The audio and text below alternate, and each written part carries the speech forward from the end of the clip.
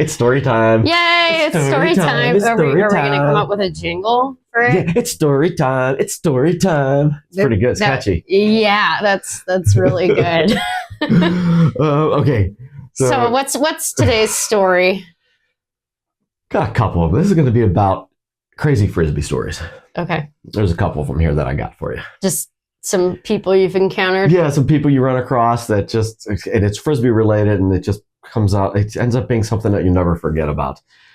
So I was at work one day at a job site, and I was with somebody with my company, one person with my company, and other people who were with a very large company, some of their top people. And we went to, it's actually a sushi place. So it was a little loud because it was, sushi bar, and, it was actually revolving, it was Kura, a revolving sushi bar, because you could be loud and everything. So we're talking and throwing things out there. And then the one guy doesn't know anything about me, really. I mean, I've known him for a few years, but we personally don't know anything about each other. And he said, guys, he was telling me also a story about how he goes to the beach and he's the greatest Frisbee thrower of all time.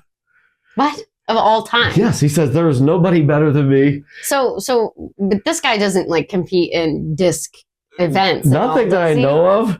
But he said, he's like, so he just starts talking about how great he is at Frisbee. And the guy I work with he's like looking at him. He's like, you don't have any idea who's sitting here with us right now, kind of thing. And as the story goes on, the guy I'm with, he's my coworker, he's like kind of covering his face. And by the end of it, some number of minutes later, this guy just kept going on forever. He has his head down because he's laughing so hard. And But so this guy's talking about how he goes to the beach, and whenever there's freestylers there, he's always the best one. And when he goes to this kind of event, he's always the best. He could throw further than everybody. He has all these different throws. He goes, nobody can do all the different kinds of throws I can do. And he's just going on and on and on about it. And I'm just sitting there taking it all in, like, oh, okay. Now, if it was just me there in this situation, I never would have said anything. I wouldn't have brought up, sorry, guy, I need to put you in your place. I wouldn't have done that. My ego doesn't go to that point. Like, I don't really care. I'm having fun listening to the guy's story. And I realize I'm thinking, this guy has no idea. But my coworker's laughing so hard. By the time this guy finally gets done talking, after like 10 minutes of this, they're like, why are you laughing so hard? And he can't even talk. He's laughing so hard. He said, you have no idea who's sitting here at this table. He's laughing. And some of the other people, well, like one or two of the other people, like, yeah, we kind of know, they know what's going on. And he said, he finally composed himself, and he said, this guy right here is a world champion throwing discs. That's what he does. And he goes, and the guy just holds his ground. He said, well, I can just tell you right now, I'm better than you. Oh, God. And then I look at him and I go, well, wait a second, now he's calling me out. Yeah, he didn't rescind back into, no tail between the legs or anything. He's like, well, okay, then I'm just better. That's amazing. And for me, it'd be like me going to one of these things and just saying how great of a pool player I am, because I always would go to the bar and I always cleaned up and I'd hustle some people out of their money. And then I run across a world champion player, and then I would say, oh, okay, never mind. You would destroy me. I would already know that. I would check myself, and I would have a little bit of common sense there. But the dude, now he's challenging me. He actually started saying things like, okay, well, we're going to find out who's the better thrower. Stop. I know, isn't it crazy? And I'm thinking, you've got to be kidding me. And I said, you know what? I got a disc in my car.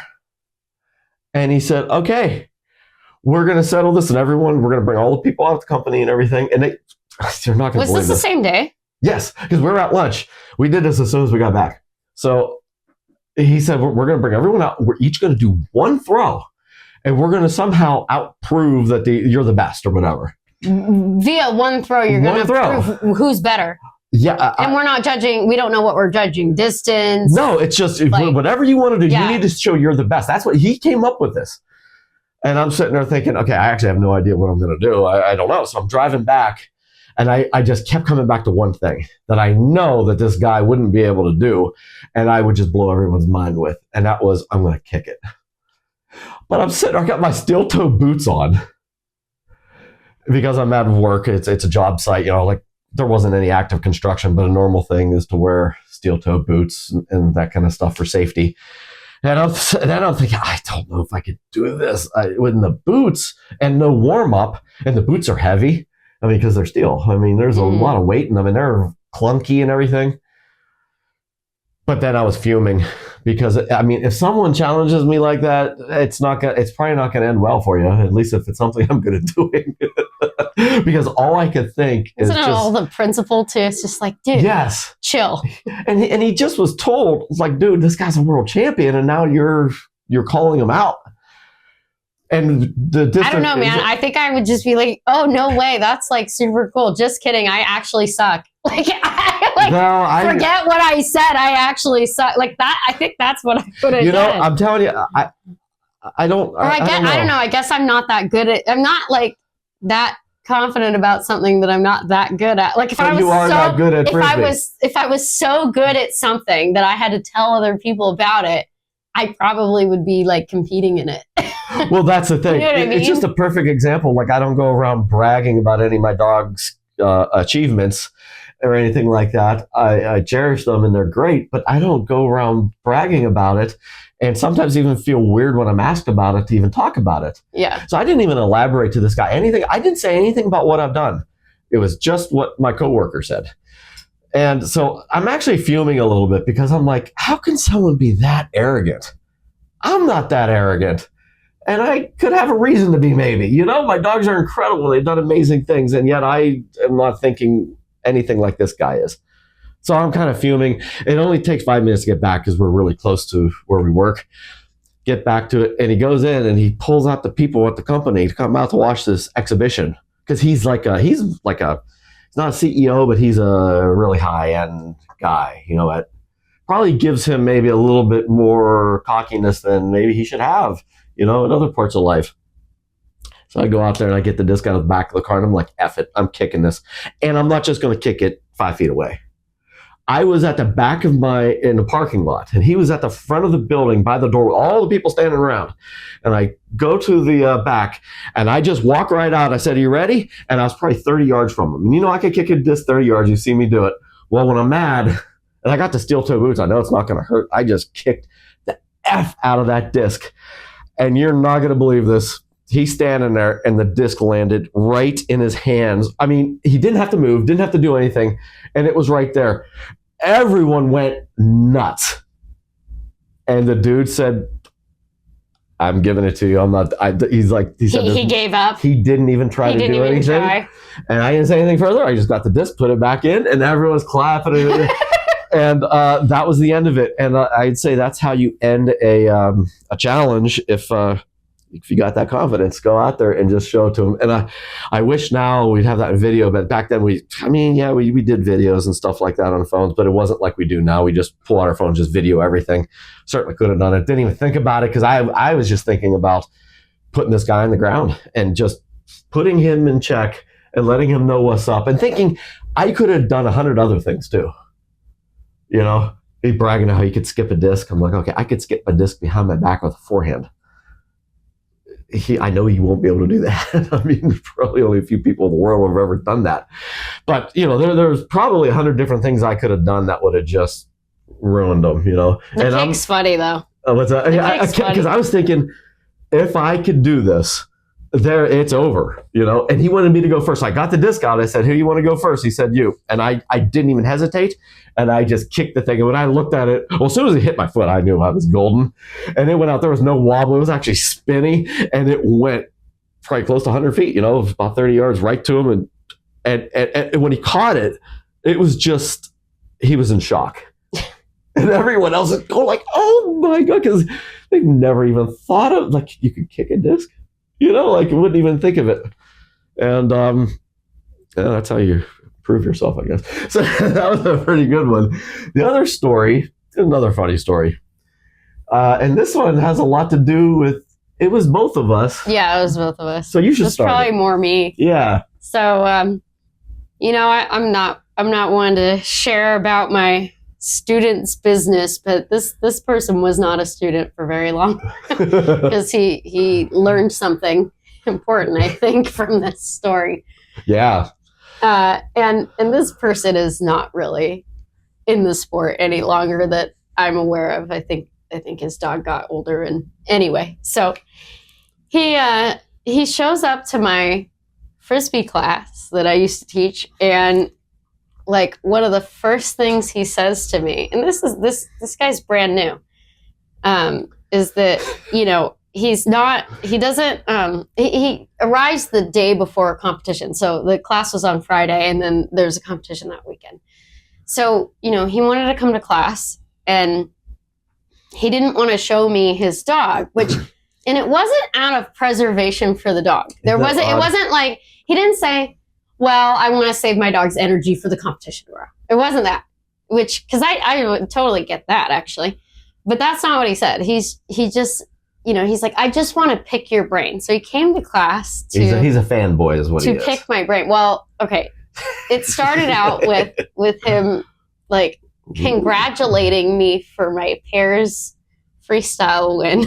Oh, that's I didn't even know that or remember. That's even funnier. And, you know, I don't even know if I had posted it on Facebook or whatever. This wasn't a person that I was like knowingly connected with on social media. Like, I don't know, maybe he followed something. I wasn't even really on Instagram, I think, at that point. I had Facebook. And I didn't know him at all either. We didn't know him. So I don't even know where he found that out. I mean, maybe following Skyhounds. I have no idea, but I was like thinking, even like disc doggers aren't really paying attention to who won that. Like how did you, I don't know where you got this from, because I don't even think I had posted about it. But anyway, so it was just funny.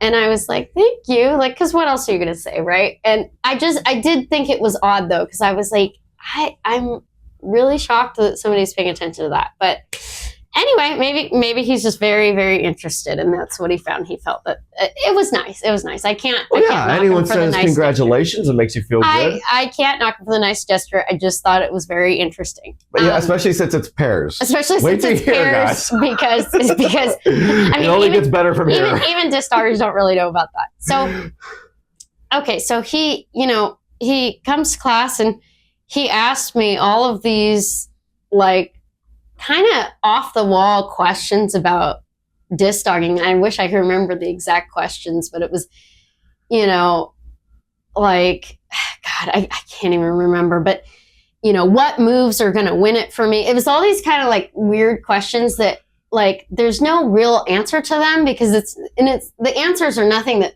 are really going to help you. Yeah, like how do you just tell someone how to win the first day you see them or whatever, and they're like, yeah, tell me how to win. Well, and then the thing is it's like, but I haven't seen you throw. I haven't seen your dog. This is class number 1, buddy. I mean, like, winning is probably not the first thought we want to go with here. Like, like that might be like after, you know, you're throwing well. I mean, I didn't even know if the guy's dog could catch. I had no idea. So he's asking me all of these questions, and I'm kind of like, bud, it's I don't know how to answer a lot of your questions. Because he told you he wasn't coming for second place. No, he did. Yes, that was the other thing. He came and he said, you know, I think I got a really good shot of winning this competition tomorrow. Like, what do you think? And you were judging. And I was judging. And I'm like thinking, yeah, bud, I haven't even seen you play. And second, like, even though I'm judging, like, Jeff's playing. I think Brad was playing. And the funny thing there was a handful of really good teams that were playing. He saw the pairs at a minimum. I'm sure he watched it, because I know I posted a video. I'm sure if he knew that you won, if he knew, maybe he saw the video. I don't think he put that together. I don't know. Well, I don't know, but he was really adamant that he wasn't going for second place, and I'm like, bro, like, this guy's a world champion here. He's been doing it for like friggin' 10 years at least. At that point, you had been playing for over 15 years. I think you were competing 10 years at least. And I was like, I don't know, man. Like, that's a lofty goal for your first event, to go out there and beat, you know, people that have been playing. Yeah. And you tell me about this, and I'm thinking, you've gotta be kidding me. So I actually thought the guy was going to be a one and done and like just not show up. And to my surprise, and this was, I think the competition was it was far away from where my class was. So I don't know where he lived, but either way, he had to either drive a very long way to the class or drive a very long way to the competition. I don't know which was which, but he did show up to the next day. And he brought an entourage. He brought a whole fan club. It was wild. And they had like matching shirts. I was going to say, his dress was like, I saw this guy and I'm like, what the heck is going on? And I don't want to give any information out about the person, but there was definitely a sports theme going on. Yeah, I just remember colorful socks and stuff like this, and I'm like, it was all planned out accordingly. Like it was all put together. Yeah, no. He had thought about this. He definitely had thought about this, and the whole team had thought about this too. And I'm looking at this, and I'm like, I can't wait to destroy this guy. Well, mostly just because of what he said. I mean, he was so like oddly secretive about the like. I don't want to show you what I'm going to do tomorrow. He doesn't want you to see it because well, you're judging. I don't want to give away what I'm doing, and I'm kind of like, I don't know, man. I just kind of suspect you're not going to do anything I haven't seen before. And I'm thinking like, sorry, dude, it's not going to matter what you do, and it's not going to matter what you do for second, third, fourth, fifth place. You know, that's what's in my mind. Like it's your first freestyle. It's your first freestyle, okay? Like if it's your first freestyle, don't expect that you're gonna win anything. And in fact, like probably anticipate it may not go very well. I mean, everybody's first freestyle, I tell them that. It's like people get really nervous for their first freestyle, and totally understandably, because I mean, I was too, and I get it. But at the same time, it's kind of like, you know what? Everybody's got to have their first freestyle, and nobody goes out there and like nails it and, you know, kicks everybody's ass on their first freestyle. It just doesn't happen. And like with the dress, you just have to get it done. And it's okay to dress up and prepare. I went out. That's cool. My first few years I went out there, I dressed comfortably. I had ugly gray sweatpants on. I had basketball shoes because I wore a lot of basketball shoes, and so no tread or anything like that. And I played basketball leading up to that point, and just whatever dumb shirt I could find, right? And that's how I went out looking. I didn't care how I looked, and this guy's like all decked out. But I wouldn't have even thought anything of the dress and the fan club. Had you not had that? Had I not, if he just kind of showed up and was like, this is my first competition. But even so, if he just showed up like that, doesn't say anything, you might be thinking, oh, we just don't know this guy. We're like, wow, he's committed already. That's great. Dressing the part, so good. Maybe he has something put together. But and you know, here's the thing: is his dog was actually fantastic. Like really, really good dog. He had no idea what he was doing. Like just no idea. And you know, I did try to help him in class as much as I could. That sometimes there's only so much you can help somebody. Oh yeah, you can't help his brain. That guy, there's no way. And it was just one of the most interesting teaching experiences that I have ever encountered, just because most people, like when they want to learn, they usually like bring their dog and show. I mean, even the ones that want to work on their throwing, they show me their throws. Like, you know, they say, this is how I throw, and you know, how can I improve it? It was they don't come out, I'm going to win tomorrow, I'm going to beat that guy. Well, they don't come out and ask a bunch of questions, and then they're like, well, I don't want to show you my throws because, you know, you maybe have never seen them before. You know, it's like it was really kind of funny. It's just so funny because like the previous story, see, people are coming after me. I don't know why. Yeah, you're just a target. And maybe we'll do another episode where I'm the target. But it was just really funny. And crazy thing is, I actually think with a different mentality about it, he probably could have been pretty good. His dog was fabulous. Really good dog. He was in good shape. Yeah. He had the capability. He definitely had the capability. You know, a little sad to see him go after, but you know what? Honestly, after that beginning, I think I would have I think I would have maybe not come back either. Because I think he did end up getting last place, or he was second to last. Right around last place. Because this is the best part of the story as far as I'm concerned. You might think it's the worst part of the story. The best part of the story is the fact that he got obliterated by everybody. And because you can't come in cocky like that when you have no reason to be, what do you have? Well, especially if you're like brand new. I mean, just talking. And he was making mentions of things when we were doing warm up and stuff. He was just blurting things out that I'm like, I'm guessing that Muse beat him by 20 points. Key probably beat him by 15 or 18 points with his dog. But that's like normal to be expected. Your first event. I mean, even like your first year of competing. Yeah. It's so funny to me. We had another guy do something like that. Oh, do you remember? No, this guy was really nice. He wasn't arrogant at all. But Batman at IDC. Oh, yeah, I did talk to him. He was fun, and he didn't say much. Like I don't think he was coming out to win. But I don't know if the other IDC like regional is like this, but it seems like there's been many a year at the IDC Western Regional that we get a surprise guest. And it's always somebody that you've never seen. You could tell that they've watched some videos on YouTube, so they kind of know what to expect, or like they kind of know what's going on, but they've never made contact with the disc dog world because nobody knows who this is. Everybody's looking around, they're like, who's this?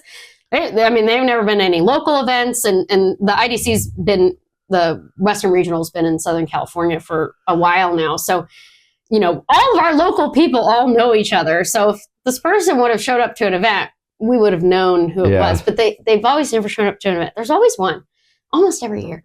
And it's a surprise guest. And it's so funny because it's like, oh my gosh, like these people came out of the woodwork because they probably saw it from TV.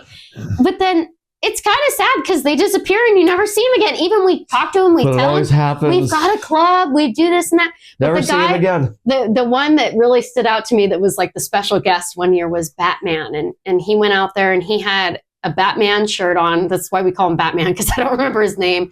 And he had this dog, and the dog was very ill prepared for this. He did not have a freestyle. This is a guy that just tossed the disc at the park. And the dog was like, what is this? There's like a bunch of people watching me. I mean, I'm sure this dog plays lovely at the park, but this was a whole different adventure. And so he goes out there with the dog, and he starts throwing, and the dog doesn't want to play, and everybody's kind of sad. Nobody wants to see the dog not like being a little nervous or not wanting to play. And then maybe about a minute passes and he's working on trying to get the dog's interest back, and he finally sends him and he throws it, and the dog catches one, and everybody just erupted. And it was so funny because it was like, oh my gosh, this guy was, I don't know if he quite knew what he was in for, but that dog that caught the one, I think that dog got more cheers than anybody at the qualifier. Not that the qualifier people didn't deserve more cheers, but nobody was expecting this dog to catch a Frisbee after a minute of him not looking very interested. He wasn't the guy that had the bulldog. I'm pretty sure someone had a bulldog one year. Again, came out first time ever. And, no, I don't think this was a bulldog. But there's always a different person. Yeah. I wonder if the East Coast, you got to tell us, guys. Yeah. On the East Coast at the IDC, do you always have a rando come out? Yeah. It almost always happens. I mean, I think it's just fun. About every single year. I think it's awesome. I wish we could capture these people for like our local events. We have more than, there's more events that we have all year round. Well, we have Come enough. on out. We have enough of those people that we could have an event just with all them coming out. That's true. And just be like all the randos that came out the IDC. It seems like they're only interested in IDC. Maybe it's the TV opportunity moment, but it's just funny. So I remember. So the other story that just hit me was we were out of town somewhere. I don't know, Colorado or something like that, maybe. And it was somebody we'd never seen before came out and were like hounding us. They were asking us all kinds of questions all over both of us and saying, Jeff, Kirby, I read up on you. I'm beating you guys. I'm here to win. And he just kept going over that kind of stuff. And then he starts asking questions. Well, what kind of disc are you throwing? Wait, what event was this? I don't know. It was a big qualifier in Colorado, I think. Oh, okay. And I don't remember which format. For some reason, I'm thinking either AWI or a couple years they did USDDN. For some reason, the field I don't think I ever USDDN. competed USDDN there. I judged it. It was not an open USDDN. It was just they did a bunch of different toss and fetch events, and one of them was USDDN. It may have been that year. And then on the other day was they like usually had AWI some years qualified. they had CCC with the UFO major, and then the second day was like the toss and fetch and showdown, Rocky Mountain meltdown or something. I think they called it. So, anyways, he's hounding us with all these questions. He won't leave us alone, and he just keeps saying, "Guys, I'm going to beat you. This is what I'm here for." And he just kept doing it over and over and over. I mean, it got to a point where I'm like, dude, if he says one more thing to me, I'm just going to tell you, get out of my face. Don't ever talk to me again, because this is ridiculous. Don't be telling me you're beating me and then trying to get insider info from me. Oh, what kind of disc I'm throwing? Which direction I'm going to throw? Yeah, don't be asking me tips and then tell me how you're better than me. And you can only get away with that if you're like a child. I can outthrow you guys. Oh yeah, kids, you could say anything, but it was just like this guy. Like, why is he doing this? And unfortunately for him, I think he ended up around last place also, and never saw him again. Never heard anything again. But it's just all these people. Very interesting. I don't know. It's a very interesting mentality. Different. There's a lot of different people out there. But there's people who have this unrealistic view of themselves that they just see greatness and they can't do anything wrong. Well, I will say in the sport, half of the team is the dog, and we all got the dog, don't we? I mean, everybody's got a good dog, and there's a lot of people that have a really good dog. And, I see a lot of people who are like, dude, I've got like the best Frisbee dog ever. And while that very well may be the case, it's very hard to come and enjoy the event, but competition wise, there is the throwing aspect in the competitions that is going to help you win. Yeah. And so I don't know. I like to see more people come out, and hopefully they stick to it. I do just think it's really funny when people kind of have that mentality. Yeah. It's like they don't understand humility. Yeah. Now, if they're talking about their dog being the best, that's totally fair. But it's a whole other thing if you're talking about yourself. I came out to these competitions at the beginning, the first several years, no ego, no thoughts that I can. And now your head doesn't even fit in the same. What are you talking about? I'm just kidding. But I thought you guys might find this stuff funny. Some of these we thought we would stories, share some of these wild encounters. Just things that they say there's always that one person that causes all the problems or whatever. I think these are that one person that everyone will complain about and stuff. But they just disappear. And then you don't see them anymore. Yeah, it's kind of weird. Sometimes probably for the better. I know. I just know I wouldn't get along with these people. To be honest with you, I would. I'm not saying about the Batman guy, but the ones who are just coming out all Batman cocky was innocent. They're telling me to my face they're going to beat me, and I've never even seen this person before in my life, and I don't say anything back negative, except I might say something like, "Well, we'll see," or "Good luck," or whatever, something like that. And in the back of my mind, I'm like, there's flames shooting inside of me, ready to just come out, laser beams coming out of my eyes. And everything. That's so funny. Smoke coming out of my ears. I just laugh because I'm like. Well, I laugh whenever it's all over, but until the competition's over and I know the victory is sealed, or at least I beat that person, I'm just. I got murder in my veins. I'm like, oh my god, got to end it and just put them back in their place. And of course, if everyone can verify this, no one will ever be able to say, I walk up to you after a competition and say, look what I just did to you. Even some people that deserved it. We all know there's been people that say nasty things on the field to other people. I told you so? Yeah, I did not. I have never gone out and say I told you so. Ever. Not even entered my mind. The results speak for themselves. They look at my dog. They could just see how incredible my dog is. And that's enough for me. And let them stew in their misery. Oh my god. So what's this been? This has been another Storytime episode of the Disc Dog Pod. All right, thanks guys.